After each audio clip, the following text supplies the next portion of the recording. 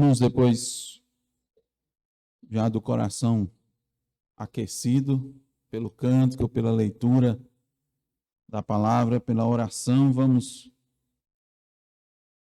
abrir nossas Bíblias e meditarmos na palavra de Deus. O livro de Lucas, capítulo 20. Lucas, capítulo 20, nós vamos ler do 19 ao 26, que é o escopo do estudo nessa oportunidade. Lucas 20, do 19 ao 26. Diz a infalível, inerrante, autoritativa palavra de Deus. Naquela mesma hora, os escribas e os principais sacerdotes procuravam lançar-lhe as mãos, pois perceberam que, em referência a eles, dissera esta parábola, mas temiam o povo. Observando-o, subornaram emissários que se fingiam de justos para verem se o apanhavam em alguma palavra, a fim de entregá-lo à jurisdição e à autoridade do governador. Então o consultaram, dizendo: Mestre, sabemos que falas e ensinas retamente e não te deixas levar de respeitos humanos, porém ensinas o caminho de Deus segundo a verdade. É lícito pagar tributo a César ou não?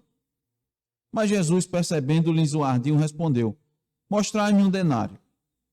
De quem é a efígie e a inscrição? Prontamente disseram: De César. Então lhes recomendou Jesus: Dai, pois, a César o que é de César e a Deus o que é de Deus. Não puderam apanhá-lo em palavra alguma diante do povo, e, admirados da sua resposta, calaram-se. Amém. Oremos. Deus bendito, nos encontramos aqui tão somente confiados em Cristo Jesus, ó Deus, e rogamos agora o Teu Espírito. Rogamos a Ti, ó Deus, que o Teu Espírito esteja sobre nós, ó Deus, para falarmos da Tua parte, buscando, Senhor, toda a suficiência em Cristo e toda força e segurança no poder do Teu Espírito. Estamos confiados, ó Deus, nas Tuas promessas, do que o Senhor, como Pai amoroso, sustenta os Seus filhos, sustenta com o pão que alimenta as nossas almas. Por meio de Cristo, Teu Filho bendito, o bom pastor, que deu a vida pelas suas ovelhas. Confiamos, ó Deus, que Ele nos leva a pastos verdejantes e às águas tranquilas. Que o Senhor, como diz na Tua palavra, preparou um banquete. E, ó Deus, nós que somos indignos, fomos chamados. Na verdade, ó Deus, não só chamados, nós somos intimados. A palavra nos diz que Ele mandou os seus servos saírem e ir nas ruas, nas ruelas, nas esquinas, trazer a todos para que sentassem à sua mesa, para que o seu banquete fosse completo. E estes éramos nós, estávamos nas esquinas, ó Deus, nas ruelas do mundo, perdidos. E o Senhor, na sua graça, nos tirou, nos chamou eficazmente, nos convenceu pelo Teu Espírito de que éramos pecadores, estávamos perdidos e rumávamos para o inferno. Ó Deus, confiado nessa Tua palavra, ó Deus, nós confiamos que o Senhor há de nos falar, Senhor, nessa manhã, apesar de nós, apesar dos nossos pecados, apesar de todas as nossas fraquezas, ó Senhor, sê conosco, meu Deus. Nós te pedimos, no nome santo de Jesus. Amém. Irmãos, dando continuidade à última semana de Jesus, última semana de vida de Jesus, relatada aqui por Lucas. E como nós temos percebido, o relato de Lucas, ele dá a entender que esses acontecimentos ocorreram de forma continuada. É possível que tudo tenha acontecido no mesmo dia, mas Lembre-se que a gente está na terça-feira. A gente vai lembrando, né? Domingo, Cristo entrou em Jerusalém. Antes de Jerusalém, ele passou por Jericó. Aí, domingo, ele entrou de forma triunfante em Jerusalém. Passou a segunda, nós vimos os eventos da segunda. Então, aqui, nós estamos mais ou menos entre terça e quarta-feira, aproximadamente. Olhando aqui os relatos dos evangelhos, entre Lucas e Marcos, principalmente, que vai dando uma noção melhor de quando Jesus estava. E Jesus estava lá no templo, né? Quando era de dia, ficava no templo. O que é que Jesus estava fazendo no templo? Quem lembra nos estudos anteriores? Estava fazendo o quê? Duas coisas que diz o texto. Uma, certo, mas depois de expulsar os mercadores, Jesus passou se dedicou a quê? Ensino e evangelização. São dois termos, né, que aparecem na Bíblia, se a gente vê a distinção, né, a ensinar e evangelizar. Então, Cristo foi antes questionado por que é que ele estava fazendo aquelas coisas, não foi? Lembra?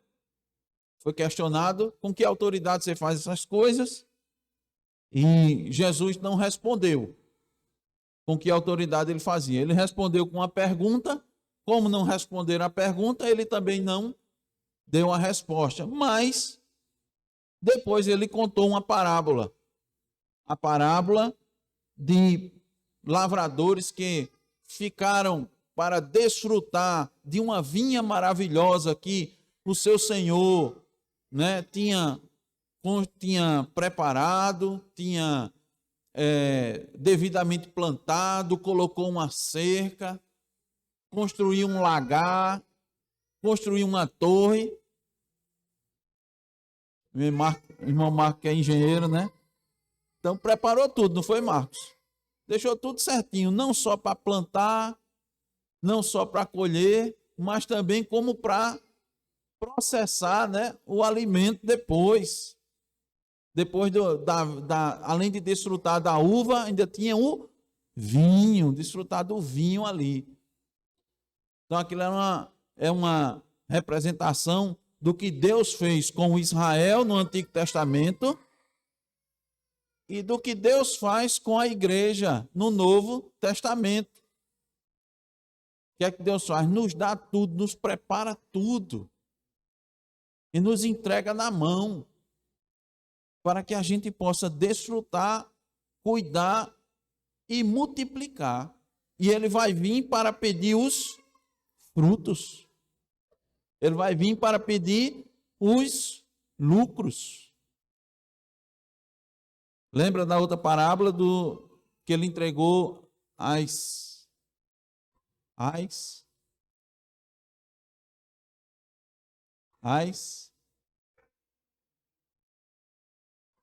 talentos. Tem outro nomezinho que a gente viu, que estava enroladinho no pano, né? E as minas, né?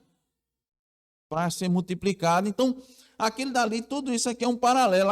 A questão é que ele estava querendo mostrar, ensinar tanto aqueles que estavam ali para lhe questionar, e também aos demais discípulos, tanto aqueles de coração duro, como aqueles também que estavam dispostos a aprender a respeito de Jesus, uma lição importante.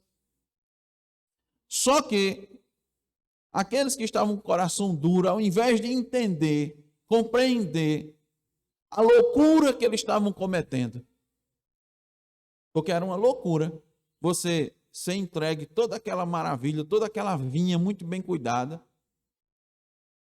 e o dono da vinha mandar receber seus lucros e eles maltratarem seus servos. E não foi só um servo, né? Mandou um, mandou dois, mandou três, e todos eles maltrataram, falaram mal, maltratar inclusive fisicamente. Era uma loucura isso. Por fim, ele mandou seu filho e eles mataram seu filho. Ao invés deles compreenderem isso e se arrependerem, o resultado é aqui, no versículo 19. Vamos ler novamente o versículo 19. Olha o que é que fizeram. Irmão, encontrou, pode ler. Irmão Zaqueu. Então, ao invés deles reconhecerem, disseram, meu Deus, olha o que a gente está fazendo. Que loucura é essa? A gente estava cego. E agora pedir perdão a Deus, né? Não foi assim que aconteceu com Davi, irmãos? O profeta Natan chegou para Davi e disse, Davi, eu vou contar uma história para você. Né? Aí contou uma parábola. Ele perguntou, Davi, o que é que a gente deve fazer, né? Com essa pessoa que fez isso, deve morrer. Disse, pronto, então você é para morrer. Aí ele botou a mão na cabeça, misericórdia, pequei. Esses homens aqui entenderam, mas eles não botaram a mão na cabeça. Eles fizeram exatamente o que eles gostariam de fazer, exatamente o que na parábola foi feito com o filho do dono da vinha. Lançar a mão sobre Jesus e matá-lo. Mas só que eles não tinham o poder de fazer isso. Eles tinham autoridade religiosa, mas Roma não lhes dava o direito de matar. Então, o que é que eles fizeram? Buscaram um meio de incriminar Jesus. Buscaram um meio de incriminar Jesus. E nós aprendemos, nós temos visto, irmãos, que a palavra fiel, quando é pregada, ela tem esse efeito sobre as pessoas. Ele tem esse efeito sobre os inimigos de Cristo. Isso a gente precisa ter muita consciência. Ora, irmão, se a palavra de Deus nos fere, porque ela é perfeita e nós somos imperfeitos, imagine quando ela alcança aqueles que não conhecem ao Senhor, que estão com seus corações endurecidos. Eles se enfurecem ainda mais. Agora, muitos não fazem nada porque não podem. Ou estão, assim como aqui em Jesus, têm suas ações restringidas pela lei ou pelas circunstâncias. Porque ali, disseram que eles temiam o povo. Eles temiam as consequências. Ali, irmãos, além dos principais sacerdotes, escribas e anciãos e fariseus, no relato de Marcos, que é o texto paralelo, se juntaram também, entre todos que estavam ali, os herodianos. E essa união, eu quero que os irmãos atentem para isso. Essa união era uma união meramente ocasional, interesseira. Por quê? Eles se uniram para combater um inimigo em comum. Era por isso que eles estavam ali unidos. Quando eles estavam tratando das coisas dele, cada um cuidava do que entendia que era seu. E as discussões não eram pequenas entre eles. Mas como eles tinham um inimigo em comum, eles usaram aquele ditado popular. O amigo do seu amigo é meu amigo, não é assim que diz? Mas assim, agora, o inimigo do meu inimigo, hein? É meu inimigo. É um negócio, não tem uma coisa dessa aí.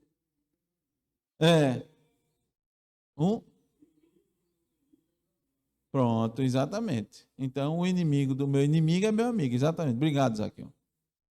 Então, os herodianos, os escribas, os fariseus, naquele momento se tornaram amigos.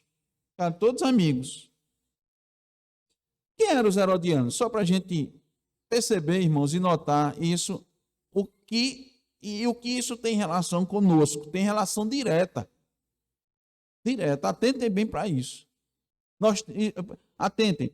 Nós estamos vendo aqui uma situação que ocorria com Jesus Cristo. Jesus Cristo deixou claro e preparou os seus discípulos para eles entenderem que os seguidores dele iriam sofrer as mesmas coisas que ele sofreu. Então, se prepare. Agora, não se turbe, né? O vosso coração. Fique. Eu vou preparar lugar, o Espírito Santo vai estar com vocês. Agora, no mundo tereis aflições. Se eles não me amaram, não vão amar vocês também. Se eles me odiaram, vão odiar vocês também. E nós precisamos entender isso. Olha, os herodianos, irmãos, eram um grupo político que tinha esse nome porque eles queriam fundar um império judaico, mas governado por Herodes, sob a proteção de Roma. Os irmãos vão ver que paralelo nós temos com os dias de hoje. Então, eles eram movidos mais por interesse político do que religioso. Tanto é que na Escritura você não vê uma ortodoxia clara dos herodianos. Você não vê nada específico, alguma coisa assim. Você não vê. Mas o próprio nome já vai dizer a inclinação deles, né? Herodianos. Então, essa característica, olha, atentem bem, que está muito presente nos nossos dias, no meio evangélico. Pessoas, irmãos, no meio evangélico, têm mais fundamento ideológico e político para agir em nome do evangelho do que base escriturística, convicção bíblica para dizer que é crente. Tem muito herodiano nos dias de hoje, sendo guiado por suas convicções ideológicas e políticas, mas sem base bíblica. Ou tem muito maior fundamento sociológico, antropológico, político, filosófico, do que base bíblica. De Bíblia ele tem o nome de cristão, tem os fundamentos e os conhecimentos básicos, mas a sua vida, ela é conduzida, dirigida, decidida por concepções, fundamentos ideológicos e políticos. Eis os herodianos. Eis os herodianos. E o que é que acontece? Essas pessoas acabam se tornando inimigas do evangelho. Olha que coisa. Elas se tornam inimigas do evangelho e vão perseguir os cristãos. Por quê? Porque perdem a perspectiva bíblica. O seu agir passa a ser norteado por outros fundamentos, apesar de manterem toda uma capa, um cobertor cristão e evangélico. Estão vendo a semelhança com os nossos dias? Muito grande. Então, irmãos, com o título A Armadilha dos Impostos. Esse é o título que demos ao estudo nessa manhã. A Armadilha dos Impostos. Quero mostrar aos irmãos que o cristão deve ficar atento às armadilhas utilizadas pelos seus inimigos, assim como eles fizeram com Cristo Jesus. Então, o que é que nós vamos ver? Eu quero mostrar em primeiro lugar aos irmãos as estratégias que os inimigos de Cristo utilizaram para montar uma armadilha para ele.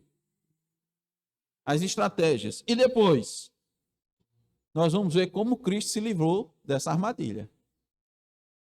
Entendeu? O que eles fizeram para preparar a armadilha e como Cristo se livrou para a armadilha. Para quê? Para que nós fiquemos atentos. Para que os nossos olhos, eles sempre continuem olhando tudo o que acontece ao nosso redor sobre a perspectiva espiritual. Nossos olhos devem enxergar o mundo sob a perspectiva espiritual, acima de tudo.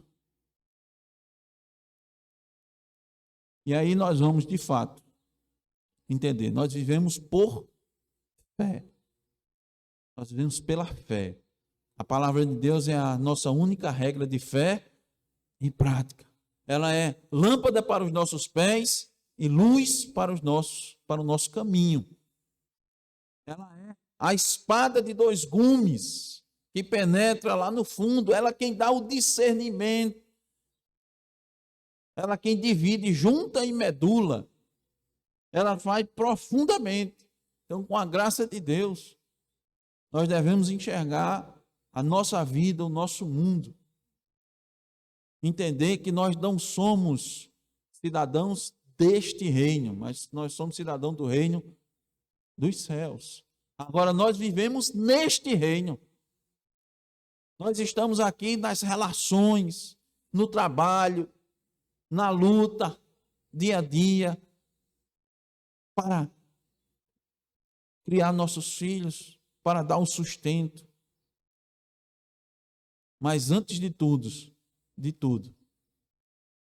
nós somos chamados, nós somos criados para o louvor da glória do nosso Deus. Esse é o fim, nosso fim principal. Glorificar ao nosso Deus. Então, a interpretação de todas essas questões, o entendimento de todas essas questões tem que vir a partir de cima, a partir da revelação de Deus para nós. Então, irmãos, que estratégias utilizaram para montar uma armadilha contra Cristo? Em primeiro lugar, fingiram-se de homens justos. Olha só. Versículo 20. Observando, esse observando aqui, irmãos, é no original. Também pode ser interpretado, né, como vigiando. Essa era uma observação, não era só uma observação assim de olhar, um olhar de, olha, o que é que está acontecendo? Eita, vi o fulano, vi. Ele passou, a gente não diz assim, né? Diz assim, ei, você viu Jesus? Por aí, diz, vi. Ele estava ali, sentado com o pessoal, estudando a Bíblia. Ah, tá bom, beleza. Não é esse observando. É vigiando. Atento a todos os seus passos. Ao que ele estava fazendo, com quem ele estava e, principalmente, o que ele estava dizendo. Ele estava falando. Aí veja, subornaram emissários que se fingiam de justos para verem se o apanhavam em alguma palavra, a fim de entregá-lo à jurisdição e autoridade do governador. Eles tinham duas barreiras, né? Tinha a barreira do povo, por enquanto. Veja, irmãos, olha. Também, de novo, o que acontece conosco. Já disse, irmãos, olha, não vamos nos preocupar com a morte. Se preocupe com a morte. Cristo não estava preocupado com a morte. Lembra anteriormente que ele disse, olha, Jesus, estão preparando para você ciladas e tal, lá na frente. Jesus disse, não tem problema não. No tempo certo vai acontecer. Mas no tempo certo Deus vai nos levar. Nós vamos partir.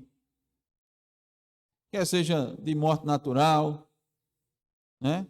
Devido à degradação do nosso corpo mesmo, de alguma doença, ou um acidente, ou a gente vai. Mas veja aqui, haviam barreiras, por enquanto, para não lançarem mão sobre Jesus. Mas, logo mais, isso ia ser tirado, porque Jesus tinha um ministério, tinha um objetivo aqui na terra, assim como nós temos também. Deus vai nos deixar aqui na terra, irmãos, até quando cumprimos a função pela qual Ele nos colocou. Quando chegar o devido tempo, Ele vai nos levar para si. No seu livro estava escrito todos os nossos dias, escrito e determinado. Então eles tinham duas barreiras. O povo, né? Eles temiam o povo, não podia fazer nada. E também, tinha as autoridades romanas. Então, ele disse, eu tenho que preparar como é que eu vou chegar lá? Então, vou preparar uma armadilha. E a armadilha tinha várias etapas. Ele sabia que Jesus era sábio, né? E aí eles prepararam. O que é que fizeram? Fingiram-se de justos. Subornaram pessoas para se fingir de justo, para se aproximar mais de Jesus, para ter mais tempo de diálogo com ele, para colocá-lo em situações que as suas palavras pudessem, de alguma maneira, comprometer Jesus, encontrar alguma justificativa para o entregar às autoridades romanas. Então, eles ficaram lá observando, vigiando, de olho, seguindo seus passos para ter ideia de como agir, quando agir, da maneira que fosse para agir. Então, isso acontece também nos dias de hoje. Nós estamos no nosso dia realizando nossas atividades rotineiras. Estamos trabalhando. Estamos evangelizando, falando uma palavra da parte de Deus, atendendo à responsabilidade que Deus nos deu. Porque nós temos o entendimento de que o ministério do cristão não é só um ministério de igreja. Você não trabalha, você não está na obra somente quando você está na igreja, cantando, ou com um cargo. Antigamente, né, disse, ó, estou fazendo a obra. Você está com um cargo na igreja, você está fazendo a obra. Não, essa visão é muito mais ampla. Nossa cosmovisão é uma visão do todo, em que o cristão, onde ele estiver, ele deve estar no reino, trabalhando para o reino, agindo para o reino de Deus. E quando nós estamos assim, irmãos, o mundo está olhando para nós, está atento, nos vigiando, naquilo que falamos, como reagimos, às nossas escolhas, nossa opinião, para que ele tenha razão de alguma maneira, incriminar, ridicularizar, desacreditar, macular o nome de Cristo. O mundo, irmãos, vibra.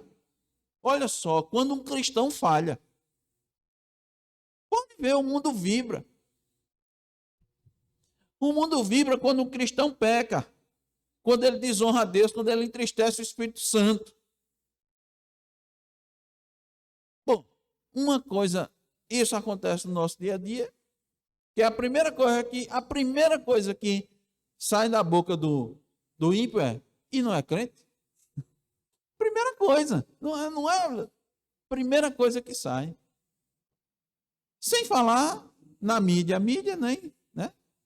Qualquer coisa que acontece, ele já bota a religião. Já vai colocar a religião. Se for cristão evangélico, já vai botar a religião lá. Quantos outros não cometem mais, né, delitos, crimes, coisas horrorosas, mas não se destaca a religião deles? Né? Mas é assim, o mundo é assim. E de fato nós devemos ser exemplos. Nós devemos ser sal e luz. Mas o mundo está ali, o mundo é cruel. Não há misericórdia. Há juízo. Há juízo. Mesmo que as pessoas do mundo vivam diariamente cometendo pecados, contrariando a vontade de Deus. E isso é uma rotina na vida deles. Mesmo assim, quando o cristão erra, há como se fosse uma torcida. O pessoal fica só esperando. Só, está vendo? Outros dizem, eu não disse. Então, o que acontece, irmãos? Qual é a primeira estratégia? Eles fingiram de homens justos para ficar perto de Jesus e para observá-lo mais de perto. A segunda estratégia está muito ligada com a primeira. Eles fingiram de justos, que o objetivo era esse, era tratar da temática, né? Conversar, abrir um diálogo mais próximo. Segundo, eles usaram de bajulação. Versículo 21. Então consultaram dizendo: Mestre, sabemos que falas e ensinas retamente, não te deixas levar de respeitos humanos, porém ensinas o caminho de Deus segundo a verdade. Ora, irmãos, chamá-lo de mestre era correto, mas essa não era a intenção verdadeira. Além de lhe fazer elogios. Nós devemos ter cuidado. Olha, o salmista nos diz lá em Salmo 55, 21, diz assim: a sua boca era mais macia que a manteiga, porém no coração havia guerra. As suas palavras eram mais brandas que o azeite, contudo eram espadas desembainhadas. Há muitos que se achegam aos cristãos, chegam perto dos cristãos e usam de palavras macias como a manteiga e brandas como o azeite, com má intenção, para lhes fazer o mal. Irmãos, se tentaram enganar Cristo, com certeza isso vai acontecer conosco. Por quê? Quem não gosta de receber elogios? Hein? Quem não fica mais aberto ao diálogo? Quem não baixa mais a guarda depois que recebe um elogio? Quem não faz isso, hein? Hein? Ei, Ezequias. Né? Então a gente tem que ficar atento, irmãos. Por quê? Porque o inimigo das nossas almas nos conhece. Ele sabe do nosso coração. Nós somos fracos. Nós temos muitas fraquezas, muitas debilidades. Satanás conhece o ser humano, irmão, desde que ele foi criado. Olha, se tem um cara PhD em psicologia, é Satanás. Ele sabe o modus operandi, os desejos do ser humano, a que ele se inclina. Quando ele tentou Jesus, foi aquelas coisas assim, está com fome. Olha, pedra aqui se transforma em pão. As necessidades maiores nossas, né? Fome, a necessidade do corpo, a necessidade de ser reconhecido, um homem, um ser social. Hein? Quem gosta de viver isolado? Ninguém. Se você agir desse jeito, você vai viver isolado. As pessoas não vão se aproximar de você. Sua família vai lhe rejeitar. Você quer viver desse jeito, a sua vida assim? Você está achado de radical.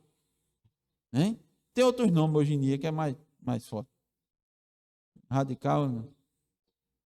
Hoje o mais bonito é ortodoxo. O nome mais bonito que chama é ortodoxo. Você é chamado disso, rapaz? Não. Que é isso? Ceda um pouquinho aqui. Não custa nada não.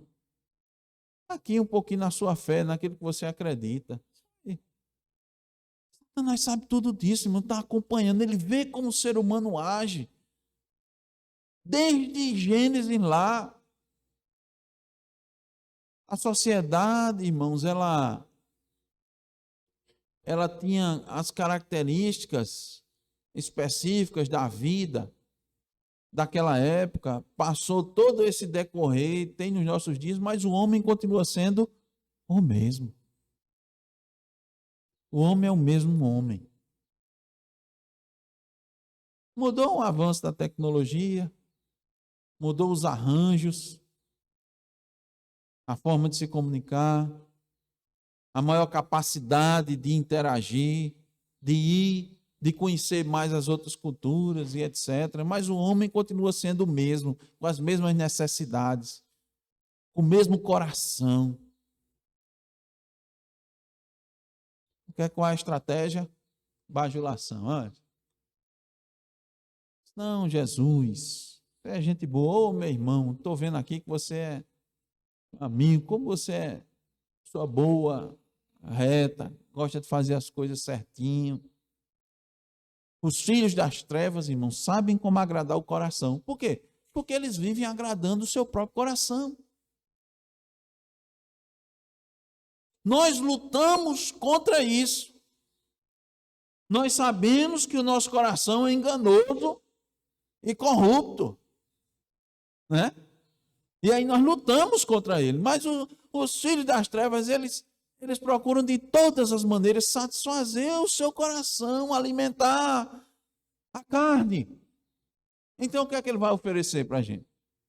Hein? O que é que ele vai oferecer? Vai oferecer aquilo que a carne gosta, o elogio, o ajeitado. Então, precisamos nos preparar para essas circunstâncias, preparar nossas mentes, ficarmos alertas, vigilantes, porque podemos e vamos nos deparar com pessoas que têm interesses escusos, obscuros, que vão nos elogiar, que vão tentar se aproximar de nós.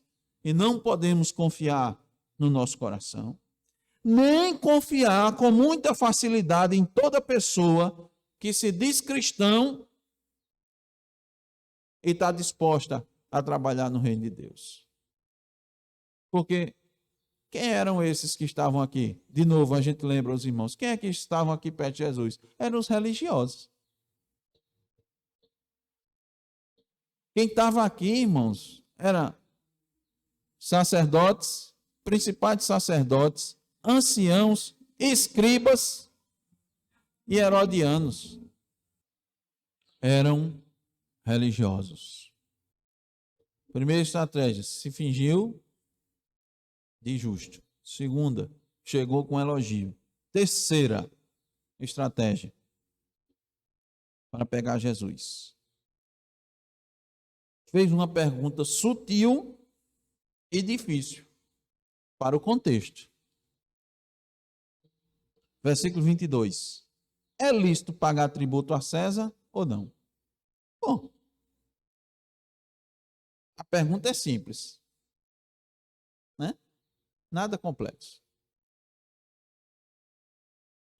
Mas ela é sutil, porque é difícil para o contexto. Vou mostrar para os irmãos. Lembre-se que no início do capítulo 20 fizeram uma pergunta para Jesus e ele não respondeu, não foi?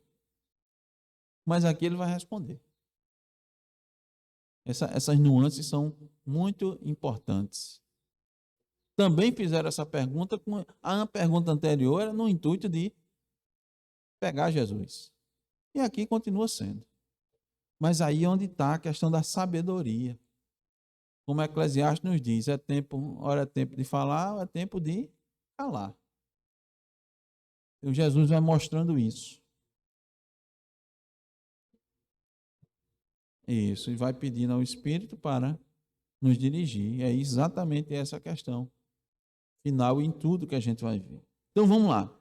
Antes fizeram uma pergunta a Jesus, ele fez uma contra-pergunta, deixou eles embaraçados, eles não responderam, Jesus disse, eu também não lhe respondo. Também não lhe respondo. Aí eles, depois de muito observar Jesus, elaboraram uma pergunta difícil e que aparentemente não tinha uma resposta satisfatória para Jesus dar e escapar.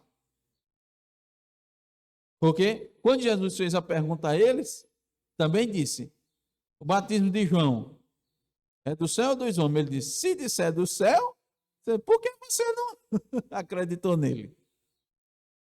Se disser que é dos homens, o povo vai pegar a gente, porque eles consideram João profeta. Eles não responderam. Aí eles fizeram aqui, responde Jesus. Tu fizesse uma pergunta para a gente, agora nós vamos te pegar com outra. A questão é a seguinte, irmãos. Esse tributo aqui era uma tarifa cobrada de cada adulto do sexo masculino. Lá.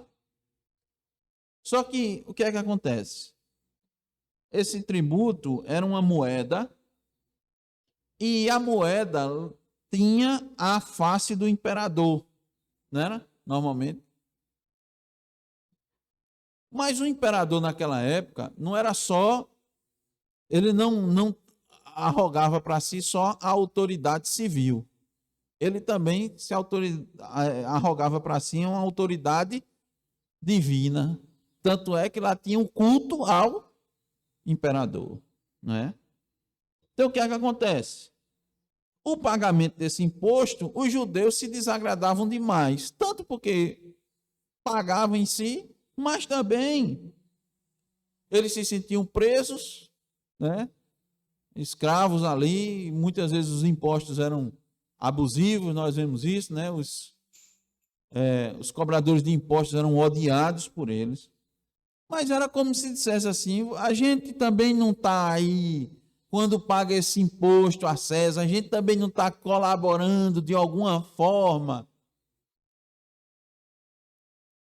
condescendendo com a divindade que César traz para si, e nós adoramos só um único Deus. Tinha essas questões todas envolvidas aí. E se Jesus dissesse, é para fazer, o pessoal disse, e aí, Jesus? Né? Você concorda com essa opressão? E aí vinha toda essa opressão, o senhor está dizendo que o senhor vai concordar com esses impostos abusivos, e os pobres, e os necessitados, vem toda aquela discussão, e está contribuindo também para esse culto aí do imperador. Isso aí, esse dinheiro financia esse culto aí. Olha os templos, olha esses sacerdotes aí. Havia muitos, né, argumentos. Você está contribuindo com isso, a Ramon está dizendo assim, você concordar pagar esse tributo assim, então César está em cima e Deus está embaixo. Está financiando, está concordando com tudo isso. Podiam argumentar todas essas coisas. E Jesus poderia ser ali abandonado, perder sua popularidade, porque uma das coisas que eles queriam alcançar era isso. Porque Jesus, multidões vinham atrás de Jesus, as pessoas ouviam Jesus, Jesus estava com força. E eles queriam destruir isso. Então tentavam de todas as maneiras, até que uma hora vai conseguir. Por quê? Por que eles vão conseguir? Porque estava no plano determinado por Deus. Pedro diz isso muito claramente. Os justos vocês prenderam e mataram, entregaram, mas é porque Deus já havia decretado todas essas coisas. Está lá em Atos. Se Cristo dissesse, não é lícito pagar, aí eles entregavam Jesus às autoridades, dizendo, olha, pegamos esse aqui no templo, ó, pode prender ele por rebelião a César. César determinou o tributo e ele está ensinando o povo, ó, aí vocês não sabem o estrago que ele faz, não. Está vendo essa multidão? Se o povo todo aqui escutar ele, vai se rebelar contra César e contra Roma, e eu não sei nem o que é que vai acontecer. Nós podemos também nos deparar com situações semelhantes e devemos estar preparados para perguntas sutis que podem pôr em xeque nosso posicionamento como cristãos, principalmente nos dias de hoje. Eu falo porque a gente está vivendo, né, uma situação em que o terreno está mais do que preparado para o anticristo. Mais do que preparado. Não consigo enxergar, irmãos, sinceramente. O tempo vai avançando, a gente vai vendo a Escritura e vai vendo as revelações da palavra de Deus. E vendo como o mundo... Por que eu digo isso? Essa globalização que nós temos do mundo é um fator extremamente favorável ao anticristo. Extremamente. Antes você sempre teve um mundo, você teve guerras, né, rumores de guerra, você tinha uma coisa. Hoje nós estamos integrados, o mundo todo está integrado.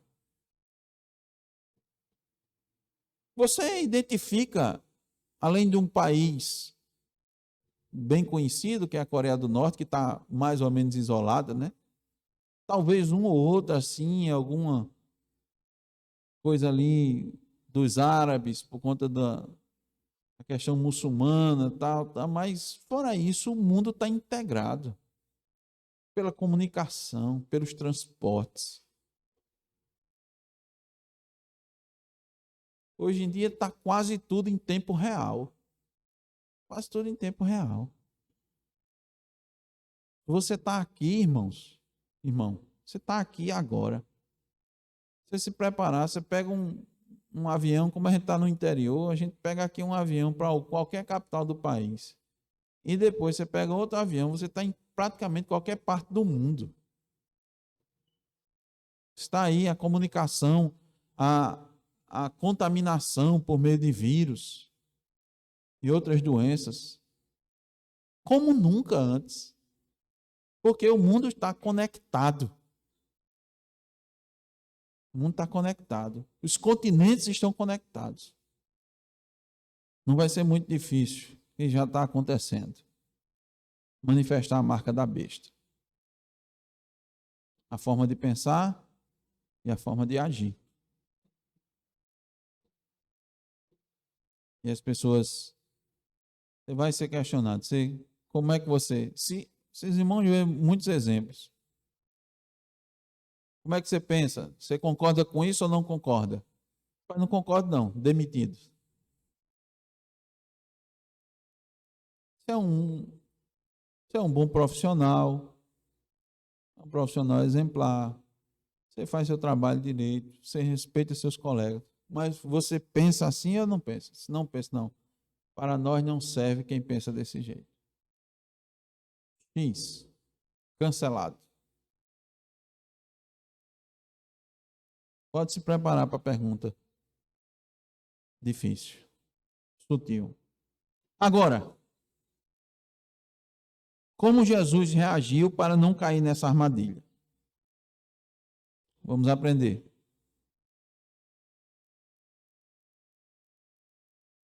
E no fim, para não esquecer, não se preocupe. Como disse como Jesus aqui, irmãos, escapou porque não era o tempo dele. Mas depois foi o tempo dele e ele foi entregue nas mãos das autoridades, foi julgado, ultrajado, humilhado, sofreu morte de cruz. O que é que a gente tem que fazer? Se preparar para, no mínimo, seguir o exemplo de Jesus Cristo. O cristão não pode achar, né, que vai viver a vida tranquila, mansa, sossegada. Dizer, Senhor, eu quero morrer dormindo. Eu quero morrer dormindo. Vamos lá. Como Cristo se livrou dessa armadilha? Primeiro, percebeu a má intenção. Versículo 23. Mas Jesus, percebendo-lhes o ardil, respondeu. A pergunta, né, se é lícito pagar tributo a César ou não, poderia parecer um desejo que a pessoa tinha de ter conhecimento e fazer aquilo que era correto. Por isso que a gente tem que ficar atento ao que se apresenta, está perto de nós, que está junto. Tem que ter muito cuidado. Porque uma pergunta dessa dizendo, olha, eu queria saber o que é certo fazer, né? O que é certo fazer? É certo fazer isso? É certo pagar ou não é? Porque como o senhor ensina o que é reto, eu quero também saber o que é reto para eu seguir o seu exemplo, fazer aquilo que agrada a Deus, honrar a Deus, mas não era esse o interesse. Jesus percebeu a má intenção. Um parênteses, a pergunta podia ser uma pergunta sem má intenção, não era, Marcos? Podia. Uma pergunta assim, Senhor, diante, né, das coisas tudinho aí, dessa opressão, que a gente passa aqui, isso é um governo tirano, um governo maligno. Roma, muitos imperadores imorais, assassinos, sanguinários. Senhor, é para a gente pagar esse imposto. Um cristão verdadeiro podia fazer essa pergunta, não era? Mas não era essa a intenção. Então, a Bíblia diz, irmãos, que nós devemos provar os espíritos. 1 de João 4:1. Provar os espíritos. Para ver qual a intenção que estão perguntando as coisas. Lá em Mateus 10:16 diz: eis que eu vos envio como ovelhas para o meio de lobos. Sede, portanto, prudentes como as serpentes e simples como as pombas. Então, nós precisamos estar muito atentos à intenção dos homens. Então, nós sempre dizemos, né? Ser prudente como a serpente é para você, a serpente, ficar atenta. É para você ficar atento. Não é para você jogar o veneno da serpente. Não mandou você, haja como a serpente, fique na emboscada e quando a pessoa passar, ataque ela. Não disse isso, né? Né, Zaqueu? Não, seja, da serpente você pega a prudência. Não pegue nenhum veneno, né? Pega a prudência. Ela fica assim, ó, para não ser pega de surpresa. Faça a mesma coisa. Mas haja com a simplicidade da pomba. Jesus foi astuto, prudente como a serpente. Viu que queriam lhe pegar. Então, primeiro ele percebeu a intenção. E segundo,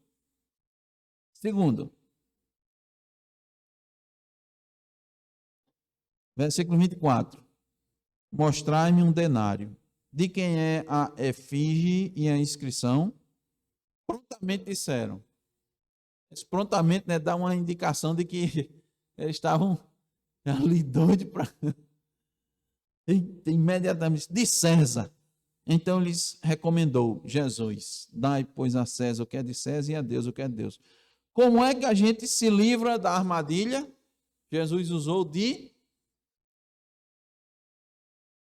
sabedoria. Prudência para identificar a má intenção e sabedoria na hora de responder. É assim que a gente vai se livrar, né, das armadilhas. Mais uma vez, Jesus faz uma pergunta. Eles questionaram e Jesus perguntou, né? De quem é essa figurinha aqui? É efígie? De quem é essa figurinha, essa carinha aqui na moeda? Ele fez essa pergunta, irmãos, para calar seus adversários. Para calar. É claro que essa pergunta não apenas os surpreendeu, surpreendeu a todos. Isso os surpreendeu a ponto de ficarem calados, de não acusarem ou buscarem, pelo menos naquele momento, mais nada contra Jesus. Por que Jesus perguntou isso? E por que Jesus falou assim? Em outras palavras, Jesus disse: em outras circunstâncias, tu usa o dinheiro de César, não usa? Tu recebe o dinheiro de César, não recebe? Hein? Quando é lá na sinagoga, que o pessoal vai depositar o dinheiro, tu aceita o dinheirinho com a cara de César? Aceita ou não aceita? Aceita. Não é? Nos seus negócios você usa o dinheiro de César e agora você está usando isso daí como argumento, querendo me pegar. E Jesus disse, a gente vê, né, irmãos? Olha, César, ele é um governador, ele é um imperador. Nós temos responsabilidades, obrigações civis. E fazer isso não é uma atitude ilícita, não é pecado, não é contrário à lei de Deus. Pelo contrário, quando a gente paga os impostos, a gente glorifica a Deus ao se submeter à autoridade, que é, mesmo que seja ímpia, porque Paulo diz lá isso em Romanos. E o quinto mandamento também tem essas implicações, não tem, Marcos? Do quinto mandamento provém, irmãos, a nossa obediência às autoridades. O Estado tinha despesas e esses impostos, bem ou mal empregados, garantiam aos cidadãos segurança, estrada, um sistema judicial e as outras coisas que a gente está acostumado aí. Que no nosso país, inclusive, é muito mal administrado.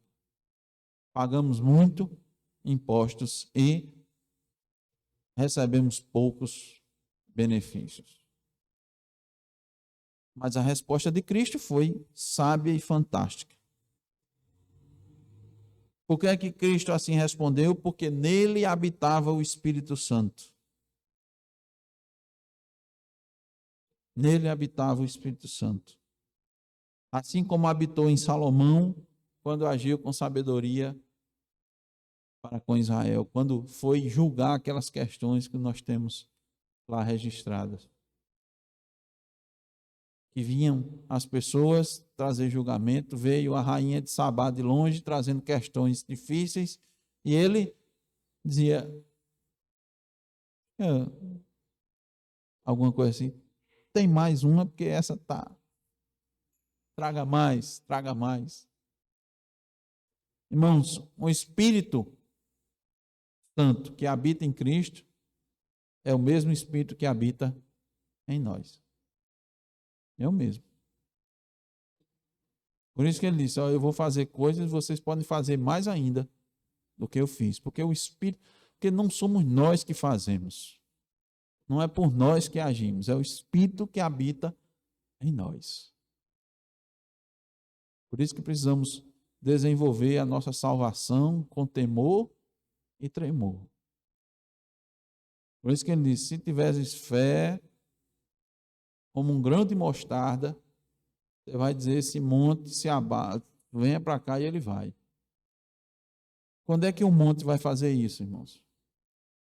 Quando for da vontade de Deus, quando for para glorificar a Deus, a gente vai orar para o monte se mover e ele vai se mover. Não é para a gente mostrar que a gente tem fé ou que tem poder. Foi por isso que Paulo também realizou o que realizou.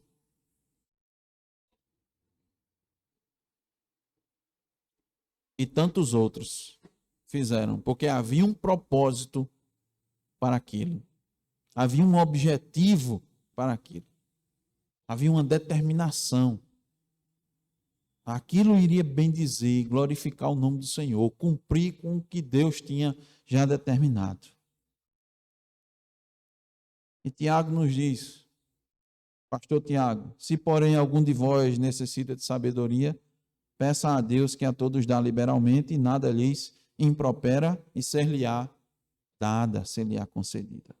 Concluindo, irmãos, versículo 26. Não puderam apanhá-lo em palavra alguma diante do povo e, admirados da sua resposta, calaram-se. Até seus inimigos se admiraram do que ele falou. É o que nós precisamos rogar a Deus, irmãos, sabedoria, saber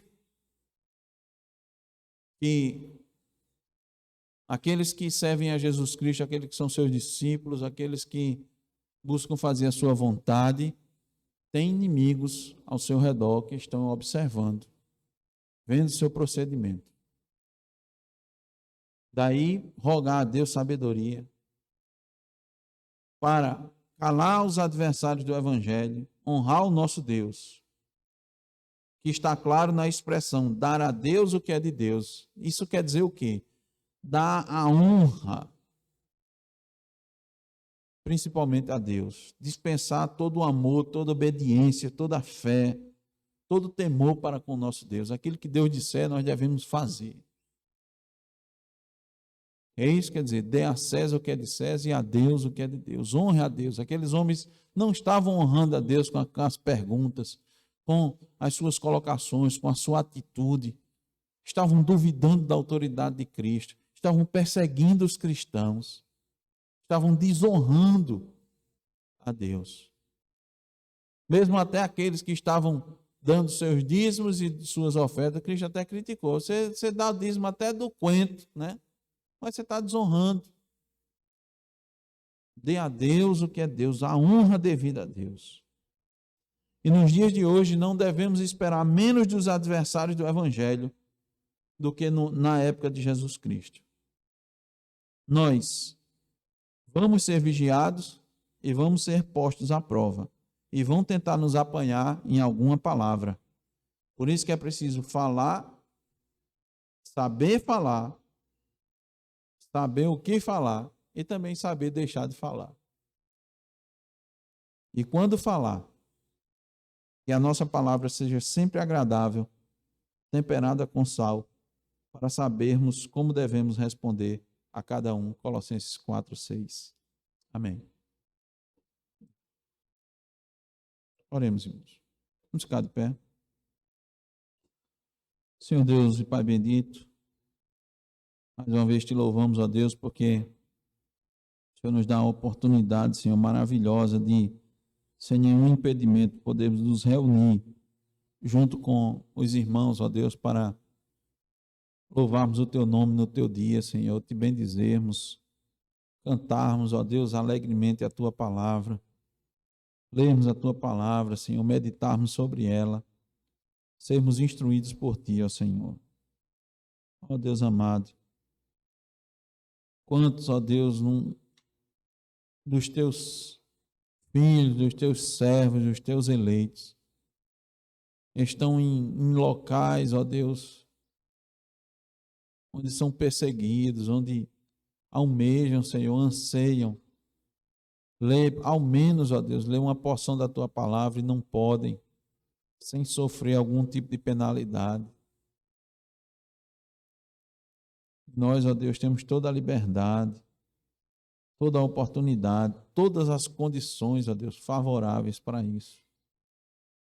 Louvamos o Teu nome, ó Deus, que o Senhor nos libertou da escravidão do pecado.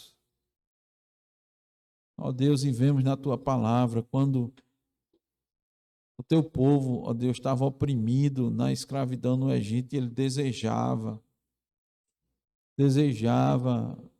ir ao templo e te louvar e te bendizer. Ó Senhor, que